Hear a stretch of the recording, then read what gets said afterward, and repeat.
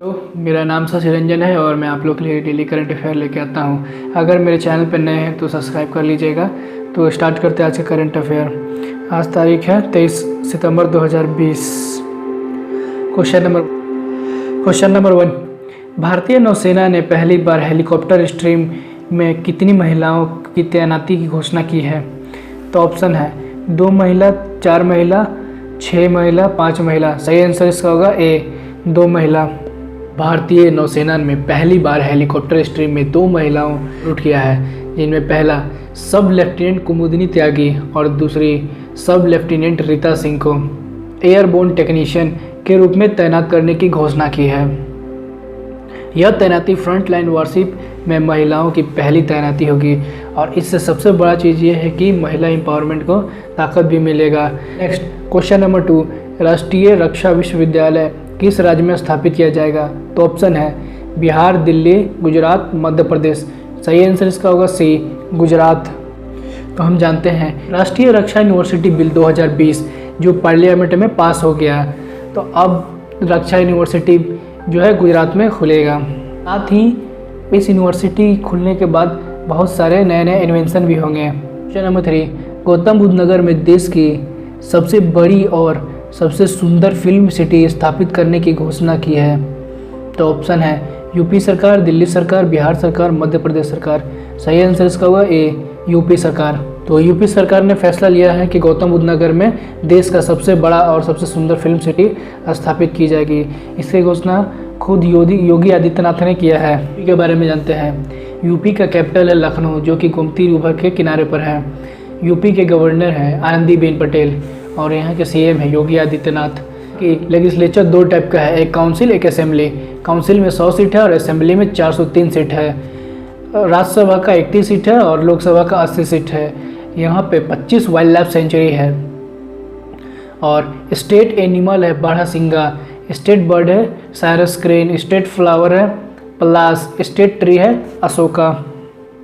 Next question number 4, Bharat ने किस देश को कोविड-19 संकट के निपटने के लिए 25 करोड़ डॉलर की वित्तीय सहायता दी है? तो ऑप्शन है श्रीलंका, मालदीव, वियतनाम, युगांडा। सही आंसर इसका होगा बी, मालदीव। वित्तीय सहायता पर प्रधानमंत्री मोदी ने कहा है होने के नाते भारत और मालदीव कोविड-19 से पैदा हुए स्वास्थ्य और आर्थिक चिंताओं को मुकाबले के लिए एक दूसरे का सहयोग जारी रखेगी। किसने कोविड-19 की सटीक टेस्ट रिपोर्ट देने वाले पेपर बेस्ड टेस्ट स्ट्रिप को मंजूरी दे दी है? तो ऑप्शन है स्वास्थ्य मंत्रालय, केंद्र सरकार, drug regulating drug control general of India, IMC। सही आंसर इसका होगा C, drug regulator drug controller general of India.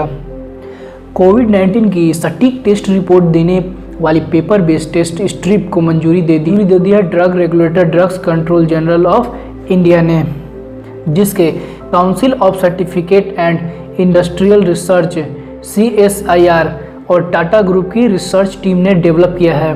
इस टेस्ट का नाम फिल्म मेकर सत्यजीत रे के काल्पनिक जासूस चरित्र फेलुदा के नाम पर रखा गया है। क्वेश्चन नंबर 6, भारत के पूर्व क्रिकेटर सुरेश रैना कहाँ क्रिकेट अकादमी स्थापित करेंगे? तो ऑप्शन है जम्मू कश्मीर, मध्य प्रदेश, बिहार, उड़ीसा। सही आंसर इसका होगा ए, जम्मू और कश्मीर। जम्मू और कश्मीर में भारत के पूर्व क्रिकेटर सुरेश रैना अपना क्रिकेट अकादमी खोलेंगे ताकि वहाँ के जो लोकल लड़के हैं उनको क्रिकेट का प्रमोट मिल सके, बढ़ावा मिल सके और अच्छे क्रिकेटर बन सके। आने वाले समय के लिए भारत में अच्छे से अच्छा प्रदर्शन अपना कर सकेंगे। जम्मू कश्मीर भी एक अच्छा रिप्रेजेंटेशन दे सकता है क्रिकेट में। नेक्स्ट क्वेश्चन नंबर 7, किस बॉलीवुड एक्टर ने प्रवासी मजदूरों, जरूरतमंदों, बेरोजगारों के लिए अपना स्कॉलरशिप ऐप स्कॉलिफाई लॉन्च कर दिया है? तो ऑप्शन है अक्षय कुमार, सोनू सूद, अमिताभ बच्चन, मनोज वाजपेयी। सही आंसर इसका होगा बी, सोनू सूद। तो हम जानते हैं इसके बारे में। इस ऐप से यूज़र स्कॉलरशिप जीत सकता है। साथ ही ऐसे ऐप में 100 से ज़्यादा करोड़ रुपए की वेरीफाइड स्कॉलरशिप है, जबकि पिछले हफ्ते ही सोनू निगम ने अपनी मां सरोज के नाम पर गरीब बच्चों के लिए स्कॉलरशिप की घोषणा की थी और ये अब अपने एप्लीकेशन लॉन्च कर दिया है। आज की स्थिति ऐसी है कि कोई सरकार स्कॉलरशिप देना नहीं चाहते स्टूडेंट या कोई भी हो, लेकिन इन्होंने एक अच्छा इनिशिएटिव लिया है कि जो भी प्रवासी मजदूर जो बेरोजगार हो गए हैं उनको ये उनके बच्चों के लिए ये स्कॉलरशिप दे सके ताकि उनका पढ़ाई ना रुक सके। ये एक अच्छा पॉजिटिव न्यूज़ है। ऐसे ही लोगों की हमारे देश में ज़रूरत है जो आगे बढ़ चढ़कर हमारे गरीबों और उन बेरोजगार असहाय परिवारों को मदद कर सके। इस वक्त कितने सरकारी ने हाथ झाड़ लिया कि हमारे पास बजट नहीं, हमारे पास पैसा नहीं। ऐसे में ऐसे लोग आगे बढ़ के आ रहे हैं, जिनमें सोनू सूद सबसे पहले पे फ्रंट लाइन पे हैं ये। और ये पेंडेमिक के समय भी प्रवासी मजदूरों की घर तक पहुंचाने का फ्री में इन्होंने व्यवस्था किया था। अगर ये देखा जाए तो समाज में हमारे रियल हीरो के रोल निभाते रहते हैं। नेक्स्ट क्वेश्चन नंबर 8, चिकित्सक शिक्षा के लिए आईजी नोबेल पुरस्कार 2020 से किसे सम्मानित किया गया है? तो ऑप्शन है नरेंद्र मोदी, हर्षवर्धन सिंह, अरविंद केजरीवाल, ममता बनर्जी। सही आंसर इसका होगा ए, नरेंद्र मोदी। तो नरेंद्र मोदी को दिया है। नरेंद्र मोदी अकेले नहीं है, कई राष्ट्र के अध्यक्षों को भी ये दिया गया है, जैसे उनके प्रधानमंत्री बोरिस जॉनसन, अमेरिका के राष्ट्रपति डोनाल्ड ट्रंप, रशिया के राष्ट्रपति Vladimir Putin.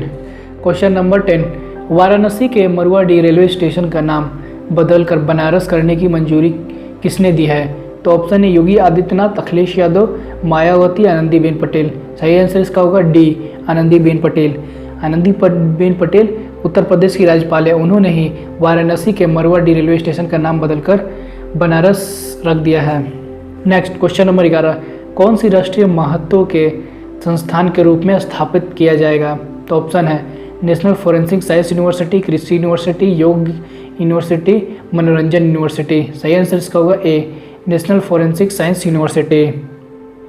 National forensic science university bill 2020 ये भी हमारे पार्लियामेंट में पास हो गया और ये भी गुजरात में ही खुलेगा।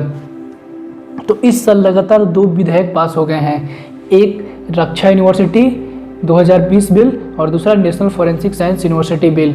दोनों एक पॉजिटिव वे है और आने वाले टाइम में हमारे देश में ये यूनिवर्सिटी खुलने से बहुत ज़्यादा ही साइंस और टेक्नोलॉजी को बढ़ावा मिलेंगे। इससे हम आत्मनिर्भर भी बनेंगे और भारत फॉरेंसिक से जुड़े हुए सारे चीज़ यहीं पर रिसर्च होंगे और डेवलप भी होंगे।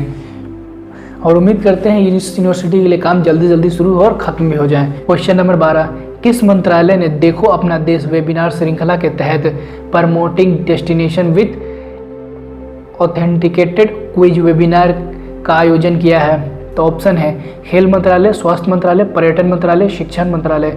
सही आंसर इसका होगा सी, पर्यटन मंत्रालय। मिनिस्ट्री ऑफ टूरिज्म ने ही ये लॉन्च किया है देखो अपना देश इनिशिएटिव। ये जनवरी 2020 में किया गया था। इसका मेन ऑब्जेक्टिव था कि ज़्यादा से ज़्यादा अवेयरनेस क्रिएट कर सके, लोगों को जानकारी दे सके, हमारे जो सभ्यताएं हैं, हमारे जो कल्चर हैं, हमारे जो हेरिटेज यानी जितने भी हमारे पुरातात्विक धरोहर हैं उनको हम संचयित कर सके और इसका बढ़ावा दे सके। इससे आने वाले वक्त में हमें रोज़गार भी मिलेगा। जितने भी टूरिस्ट होते हैं वो आएंगे और इसके लिए देखेंगे और साथ ही लोकल लोग इसमें पार्टिसिपेट करके पैसे भी कमा सकते हैं और उनको ये रोज़गार का साधन भी बन सकता है। और पर्यटन मंत्री श्री प्रहलाद सिंह पटेल ने ये वेबिनार लॉन्च किया है जिसका नाम promoting destination with authenticated quiz webinar. तो आज के लिए बस इतना ही करंट अफेयर। अगर आप चैनल पे नए हैं तो इसको सब्सक्राइब करिएगा, इसे ज़्यादा से ज़्यादा शेयर कीजिएगा। हर एग्ज़ाम में करंट अफेयर आते हैं। तो thank you for watching, thank you.